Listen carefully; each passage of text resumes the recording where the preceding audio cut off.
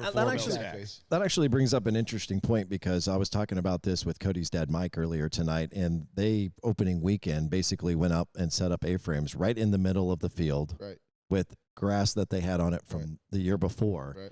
And just completely smashed them. So there are some people who just absolutely despise the idea of setting up A-frames right in the middle of the field. Some people feel like you can only do it on the edge. What's your opinion on that?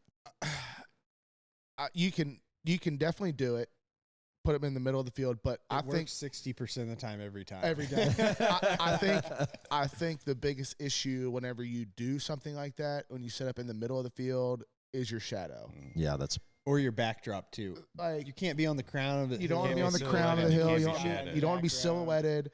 But if you're casting a big shadow in front of you between the blind and the decoys, or maybe the shadow is casting on some of your decoys, that I think it just totally kills your chances, because they see that, obviously, right? Like, it's not natural. It's not natural at all. You know, they see a 30-foot shadow casting across not only where they maybe potentially want to land or what they're trying to look at, but if you're going to set up in the middle of the field and you might not have hay bales or any kind of cover, or if you're going to do that and you're in that kind of situation, then you really need to pay attention to where your shadow is going to cast. And maybe what you need to do, instead of, you know, putting your blind and your decoys set up to where you're going to have a full frontal shot the entire way, set up for that side shot, or maybe a caddy corner, quartering shot, like a corner, right?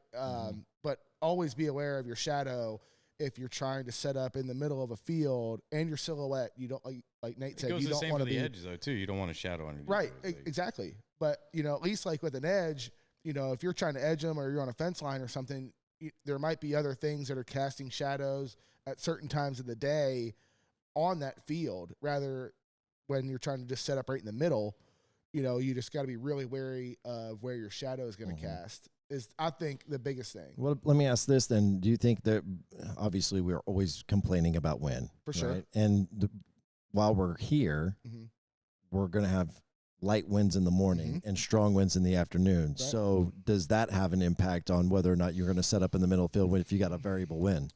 Man, if you could figure out these early season geese, I think you would see. Well, I mean, that's fair. Right. That's like asking, why is the sky blue? You know what I mean? I think you would see a bunch of trucks driving around, and you don't, because it's a difficult thing to do. It's a really difficult thing to do. But yeah, like if I don't know, man, it's a catch-22. I mean, regardless of the fact that it's early season geese, I'm just saying. But on days when you have no wind, right? You know, say birds are trying to finish coming over your left shoulder or your right shoulder, to anybody else out there hunting that day, they're going to take those shots. But obviously for us, it's a lot harder because we're trying to get them right in the kill hole every single time, perfectly framed up. And on no wind days, I think we need to take advantage more of the shot opportunities rather than getting the perfect shot, because you're not always going to get the perfect shot. You're not always going to get them to finish in the hole. Yeah. You know, and we definitely get greedy from time to time. For sure. Of course we do. We want, of course. You have to be, right? Of course. We want it to look as cheddar cheese as we can possibly get. Which is what I'm trying to tee it up. I'm trying to say that, like, tomorrow they may not do that. Exactly. So when you come and you watch the episode tomorrow morning, or tomorrow night, you know, you might see, hey, they weren't finishing in the hole. We just explained to you the night before that we might have to be taking those shots that we typically would want them a little closer. Right. But they might just give it up to you. They might just give it up dirty. Who knows? Hey, they're just early season geese. Who knows, dude? You never know. Any morning you go out, we don't know if it's going to be super thick fog tomorrow. Yeah. You know, like, especially on these no wind mornings. Right. A lot of times when you have no wind, you got a more susceptible chance to have a heavy fog. Especially they've had a lot of moisture up here, a lot of rain. So, you know, and we're getting to the point now where we're getting big temperature fluctuations throughout the day and the night. I mean, it's supposed to get down to 52 degrees tonight, but it's supposed to be 91 tomorrow. You know what I mean? Like, so obviously whenever you have those temperature changes, you're going to get some fog. And if you don't have the wind to push it out, then we could wake up tomorrow. We might not be able to see our hand. Yeah. So here's the thing Cody and I have been talking about is, since we've been coming up here, we have never had a year of consistent weather.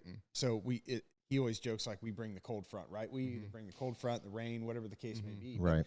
The temperatures go hot, cold, hot, cold. We've never had a span while you're up here, and this year's different. I mean, for sure, we have consistent temperatures. They might not be the best temperatures, but they're the same as they were last week. So theoretically, we shouldn't have birds changing what they're doing. Hopefully right? not. Yeah. I mean, ideally, right? Yeah. Obviously, you still have to deal with early season geese. I mean, hell, there's probably geese out there that still can't even fly. Right. You Or just starting to get their flight feathers. Oh, Yeah. On my scout tonight, I was wondering how some of these geese even made it to the field. So there was some. Yeah. We went by. I was like, you look way too young to be flying. Like the late season goose that's been crippled like 4 times. Right, missing all right, the feathers.